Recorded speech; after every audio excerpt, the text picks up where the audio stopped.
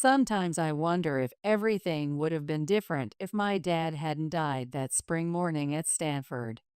I was only 6, but the memory is etched into my mind with the clarity of a high-resolution display. Dad was making his signature Sunday pancakes in our faculty housing kitchen. He always shaped them into binary code patterns, a quirky habit from his computer science lectures that never failed to make me laugh. Mom was setting the table, humming some Silicon Valley startups jingle that's probably obsolete now.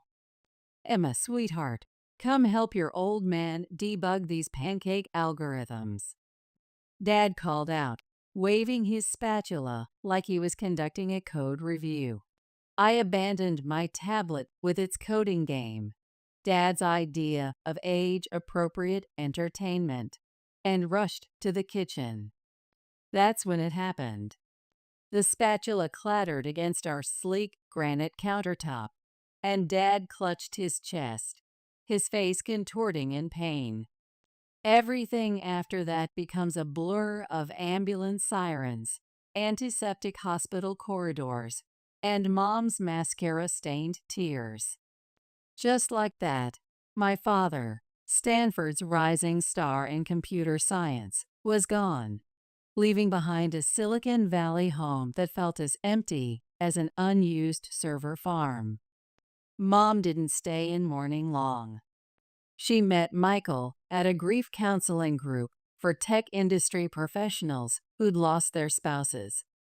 He seemed nice enough, tall, with kind eyes and a gentle smile that reminded me a bit of Dad, though he was more hardware than software, running his own construction company, while Dad had been pure theory and algorithms. Within a year, they were married, and he moved from his San Jose condo into our Palo Alto house. I was still adjusting to having a new father figure when Mom dropped another update to our family system. She was pregnant. I remember her face glowing like a well-lit screen as she announced I was going to be a big sister. I was 8 when Lucas was born, and that's when everything in our family's code started to break. That's when Mom quit her job at the tech startup where she'd been working since the dot-com boom. Lucas needs me, she'd declare whenever anyone questioned her decision. These early years are crucial for cognitive development in the digital age. I wanted to ask about my early years, about whether they hadn't been crucial for my cognitive development too, but the words remained uncompiled in my throat. Instead, I watched as Mom's world gradually shrank until it revolved entirely around Lucas and his supposed tech prodigy potential. She'd forget to order my lunch delivery for school, then act surprised when I mentioned being hungry at dinner. "Oh, I'm sorry, sweetie," she'd say distractedly, already turning back to Lucas and his latest coding tutorial. I was so busy with Lucas's advanced programming class today. It wasn't just once or twice. It became our new normal, like a buggy code that no one bothered to fix. Michael noticed. I'd catch him watching Mom with a worried frown as she obsessed over Lucas's screen time, completely ignoring me at the dinner table. One evening, as I sat alone debugging my high school computer science project, he sat down beside me.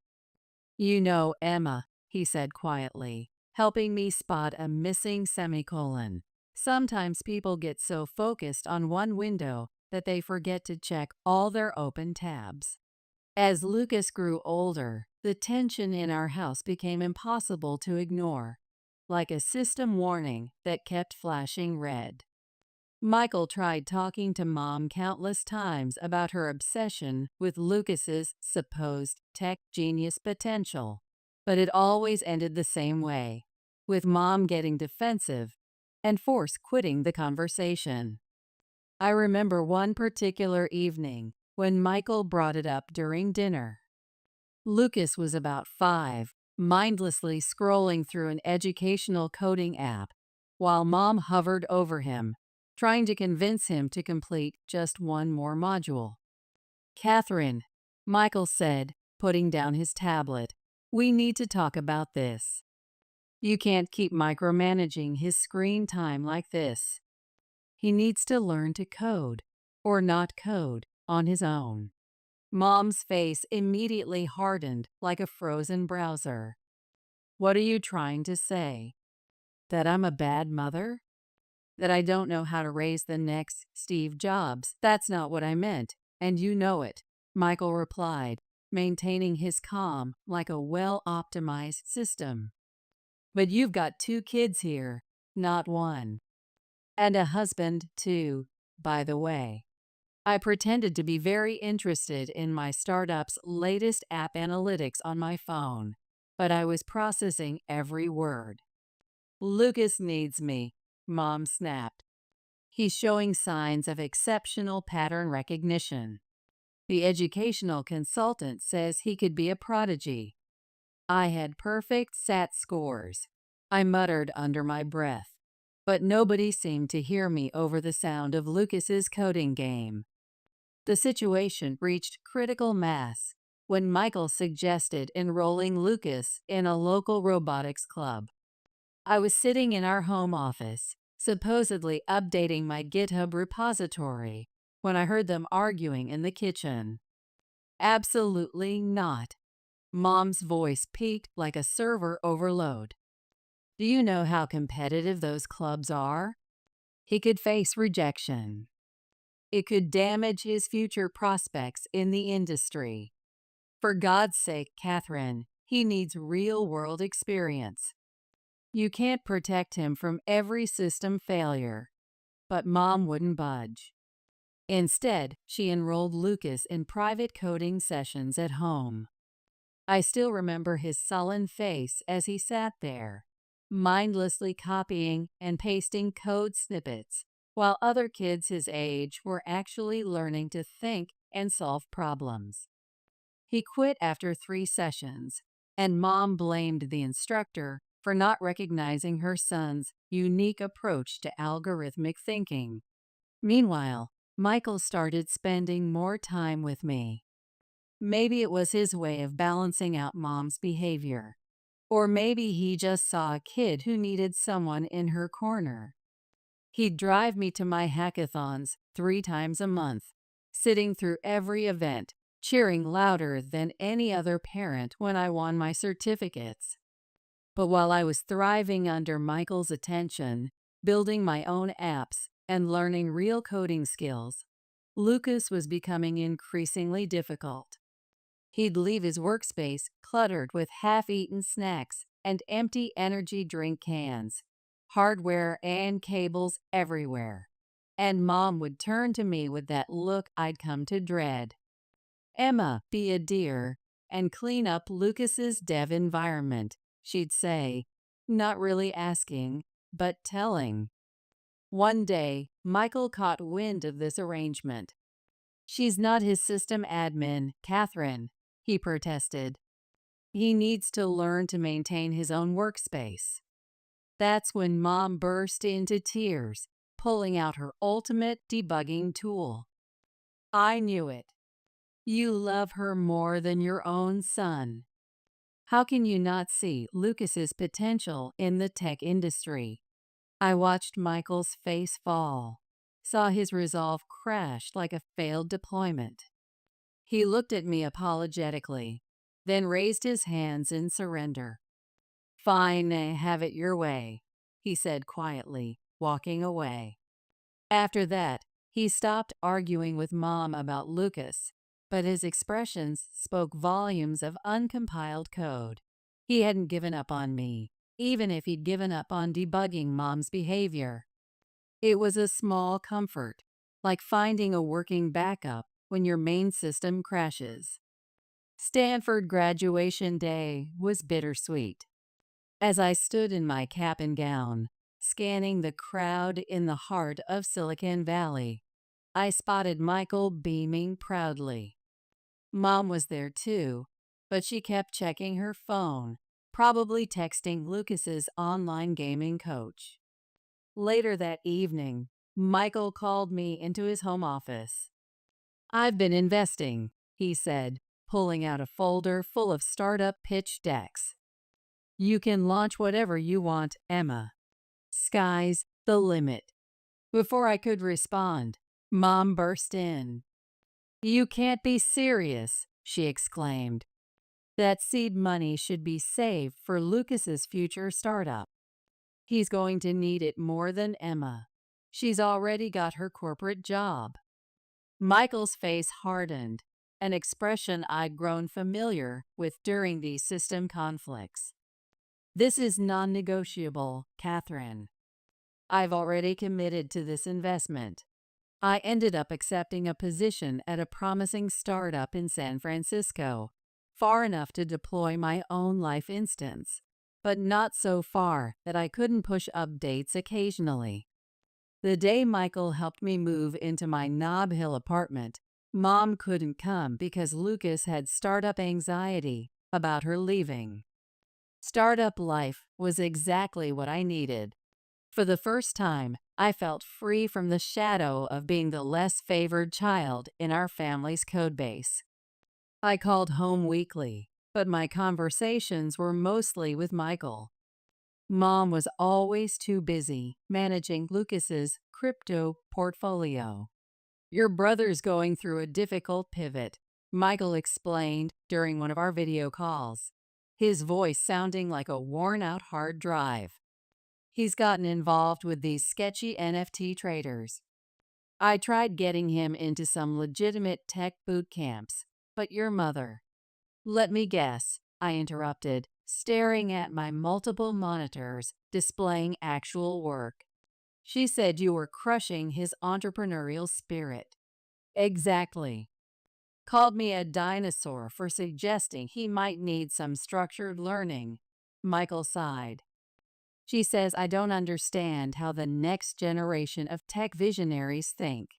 My visits to our family home in Palo Alto became less frequent as Lucas's behavior spiraled into increasingly questionable investment strategies. When I did come, he barely acknowledged my existence, holed up in his room with his multiple crypto tracking screens. The few times I caught glimpses of him, he looked pale and angry, his eyes glued to various Discord channels promising get-rich-quick schemes. After graduation, I had worked my way up to project manager at a promising AI startup. I stayed in San Francisco, building my career while watching from afar as my brother descended further into his self-imposed crypto cave. During one of my rare visits home, I tried knocking on his door. "Lucas, want to grab coffee at that new tech hub?" My treat. All I got in response was the sound of mechanical keyboard clicks and angry muttering about gas fees. Mom, passing by in the hallway, just shrugged. "He's not feeling social today. He's very stressed about the market volatility, you know." The contrast between our lives couldn't have been starker. While I was delivering real products and leading development teams, Lucas was chasing meme coins and NFT drops, supported by Mom's endless rationalizations. Michael's disappointed face said it all. But by then, even he had largely given up on trying to intervene. By 27, I had finally saved enough for a down payment on my own place. It wasn't huge, just a modern one-bedroom condo in Soma, but it was mine. The day I got the keys, I couldn't stop smiling. All those years of careful financial planning, of meal prepping instead of DoorDash, and saying no to the latest iPhone releases had finally paid off. "You all have to come see it," I said during my weekly video call home. "I'm having a housewarming party next Saturday. I'll cook dinner. Michael, I'm even making your favorite lasagna." "Wouldn't miss it for the world, kiddo," Michael replied warmly. his face pixelated but sincere on my screen. Mom's voice cut in from her separate window in the Zoom call. "Oh, honey, I don't think we can make it. Lucas has a crucial crypto meetup that day." "A meetup?" I couldn't keep the skepticism out of my voice. "What kind of meetup?" "Very important networking," Mom said vaguely. I could hear Lucas's mechanical keyboard clacking in the background. The day of the housewarming, only Michael showed up. He brought a potted succulent and a bottle of Napa Valley wine. "Your mother sends her love," he said, but we both knew that was as real as a fake blockchain transaction. Over dinner, Michael filled me in on what was really happening at home. Lucas, now 20, had dropped out of 3 coding boot camps and spent his days either trading crypto or streaming to his handful of followers. Michael had tried to help, offering him a position managing the digital operations at his construction company, just as a starting point. "You know," Michael explained, taking a sip of wine while glancing at the San Francisco skyline through my window, "everyone needs to start somewhere in tech. Even Steve Jobs had a first job. But Catherine—" He shook his head. "Catherine said it would be beneath him." "Can you believe that?" Said Lucas was too visionary for traditional work. Too visionary to work, but not too visionary to burn through his crypto savings, I muttered.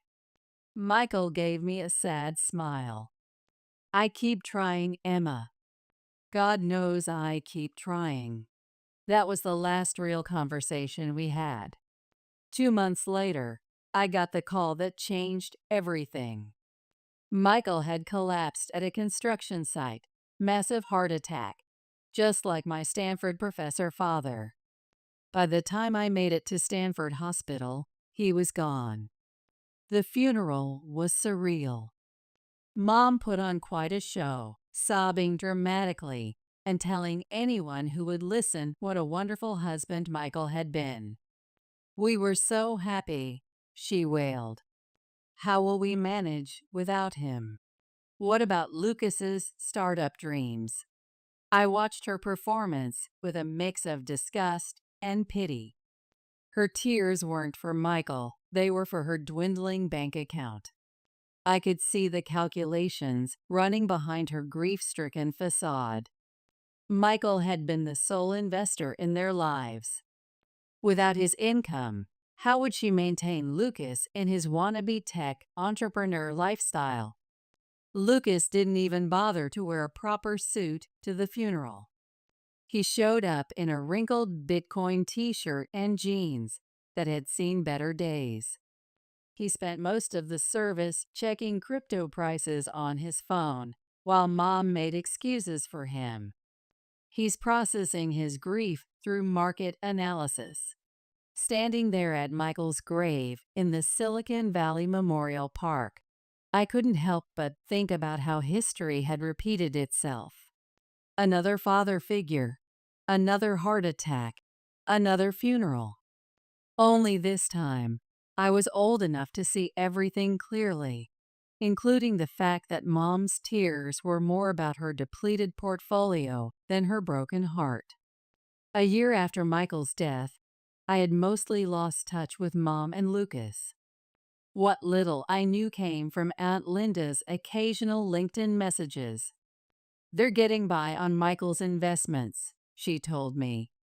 "Your mom sold his Tesla last month." His high-end workstation setup went before that. I tried not to care. I really did. But when Mom's number flashed on my iPhone one Tuesday evening, my heart still skipped a beat. "Emma," her voice sounded smaller than my laptop speakers. "I need you to come home. Please." Something in her tone made me book a EFT for the next morning. When I pulled up to our old house in Palo Alto, I barely recognized the place. The once pristine lawn Michael had meticulously maintained was overgrown with weeds. Paint peeled from the window frames, and the smart home system seemed to be offline. But the house wasn't the only thing that had crashed hard. Mom opened the door, and I had to suppress a gasp. The vibrant woman I remembered had been replaced by someone who looked like she'd aged exponentially. Deep wrinkles lined her face, and her hair, which she'd always kept perfectly styled for her Instagram, showed stark gray roots. "Come in," she said, leading me into the living room. The house smelled musty, and dishes were piled in the sink. A thin layer of dust covered everything, including Lucas's collection of gaming monitors. This from the woman who used to make me rewrite code if she spotted a single syntax error. "Mom, what's going on?" I asked, settling onto the couch. A spring dug into my thigh, another thing Michael would have fixed immediately. She broke down almost immediately. "We're running out of money, Emma. My pension barely covers the Wi-Fi bill and Michael's investments." She twisted her hands in her lap. "They're almost depleted. What about Lucas? Is he contributing anything to the household expenses?" Mom's face did that complicated dance between embarrassment and defensiveness. "He's looking for seed funding. It's not his fault. These venture capitalists, they just don't understand his vision. The last startup accelerator wanted him to have a working prototype, and the one before that expected him to show revenue projections. With his innovative ideas, I felt my jaw tightening. Mom, in the current tech landscape, he needs to show some actual development skills or business metrics. You don't understand." She cut me off, her voice rising to that familiar pitch that always preceded a Lucas defense. Then, abruptly, her tone changed. "Emma, we need your help. We won't survive without it. I hate to ask, but you're doing so well in your startup career." I knew what was coming. Part of me wanted to refuse, to remind her of all the times she chose Lucas's imaginary potential over my actual achievements. But looking at her worn face, the trembling hands, the desperate eyes, I couldn't. "How much do you need?" When she said $5,000 per month, I nearly choked on my LaCroix. That was a significant chunk of my salary, even with my recent promotion. But I found myself nodding anyway. "Where's Lucas now?" I asked as I prepared to leave, already regretting my decision. "Oh, he's at a Web3 conference." Mom brightened slightly. "A very promising networking opportunity with some crypto VCs." Through the window, I could see Lucas's bedroom light on, and the familiar glow of multiple screens displaying crypto trading charts. Some things never changed. True to my word, I set up an automatic transfer of $5,000 to Mom's account every month.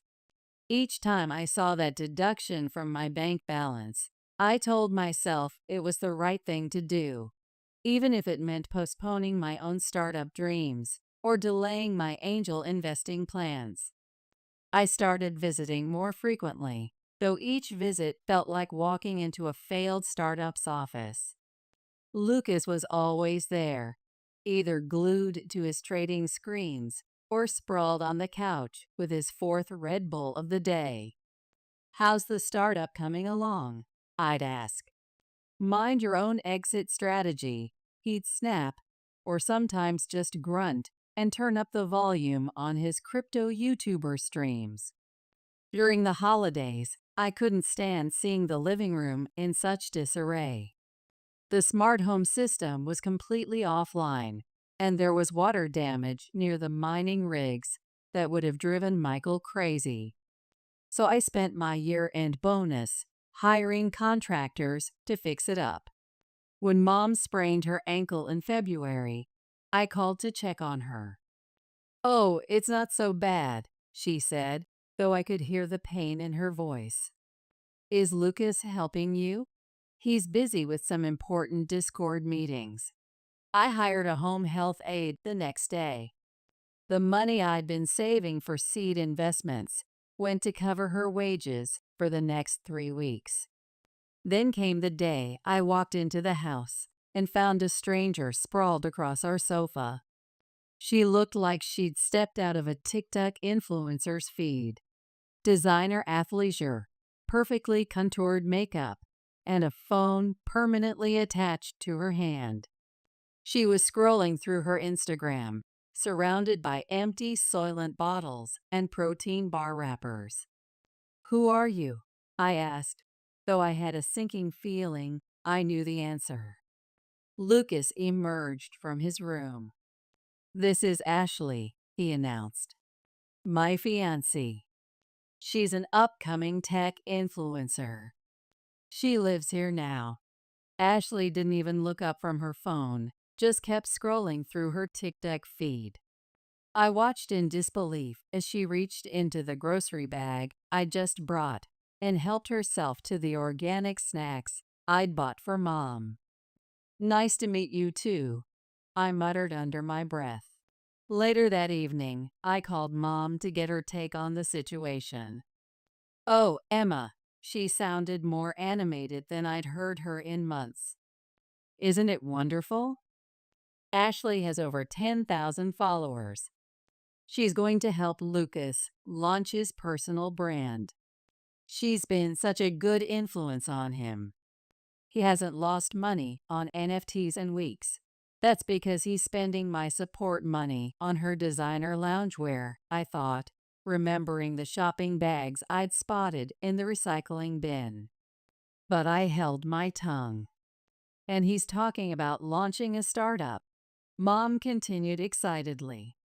"Ashley's cousin knows someone at a crypto VC firm. Lucas says it could be his big break into Web3. I made non-committal noises while thinking about the dozens of big breaks Lucas had mentioned over the years. But Mom was so happy, living in her bubble of perpetual tech dreams, that I didn't have the heart to burst it. My next visit home started like any other. I juggled bags of groceries as I pushed open the front door, only to stop dead in my tracks. The house looked like a failed startup after a funding crash. Dirty dishes piled high in the sink, empty energy drink cans scattered across every surface, and discarded tech packaging strewn about the living room floor. Ashley lay sprawled on the couch, perfectly manicured nails tapping away at her latest TikTok draft.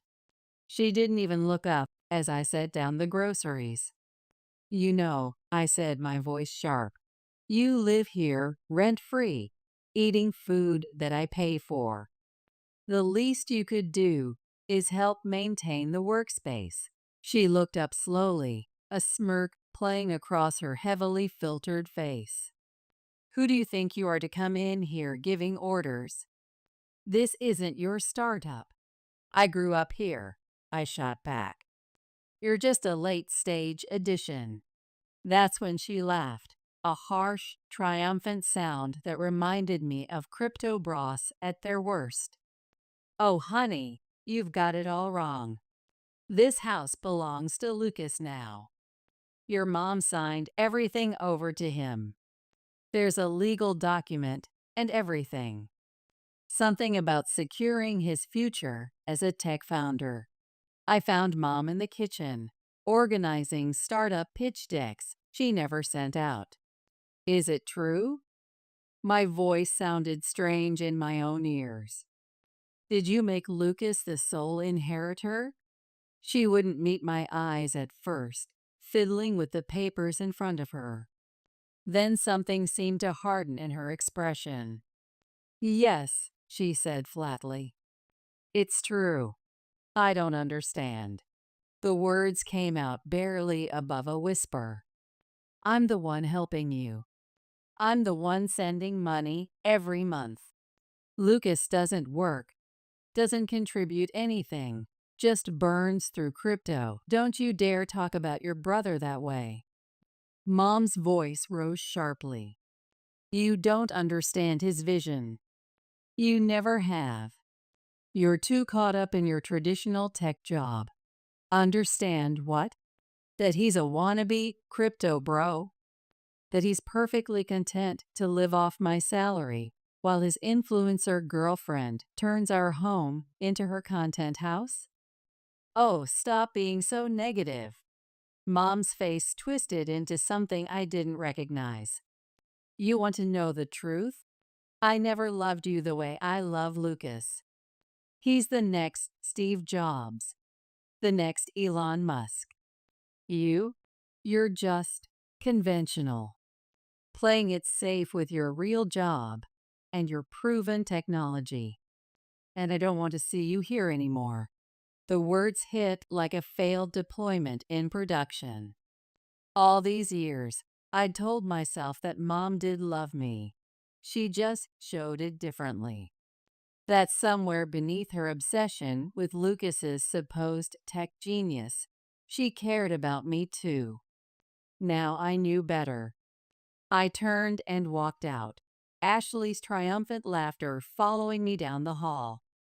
The sound of her recording another TikTok about toxic family drama echoed behind me. 21 years of hoping, of making excuses, of trying to earn my mother's love. All of it ended with the quiet click of a door closing behind me. The drive back to San Francisco from Palo Alto was a blur. I don't remember the commute. Don't remember walking through Soma. Don't even remember entering my key code.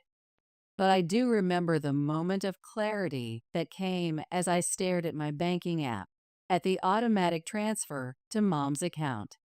$5,000 every month for the past year. My finger hovered over the screen for a moment before I decisively clicked Cancel Recurring Payment. For the next few weeks, I threw myself into my actual tech work, trying to ignore the hole in my budget that suddenly felt like seed funding for my own future. I started researching angel investment opportunities for the money I'd been sending home. Maybe I could finally start my own AI company, a real startup, not just a fantasy. Then, exactly 1 month after my last visit home, Mom called. The money didn't come through, she said without preamble. No hello. No how's your latest project. There must be some mistake with the transfer. There's no mistake, I replied, surprised by how steady my voice was. I canceled the transfers. There was a moment of stunned silence before she exploded. You what? How dare you? After everything I've done to support the next generation of tech innovators, I actually laughed at that. Everything you've done? Like what, Mom? Ignoring my actual achievements. Forcing me to bankroll Lucas's crypto addiction? Telling me I'm too conventional while I'm actually building real products? That's different. She was using her familiar Lucas defense voice.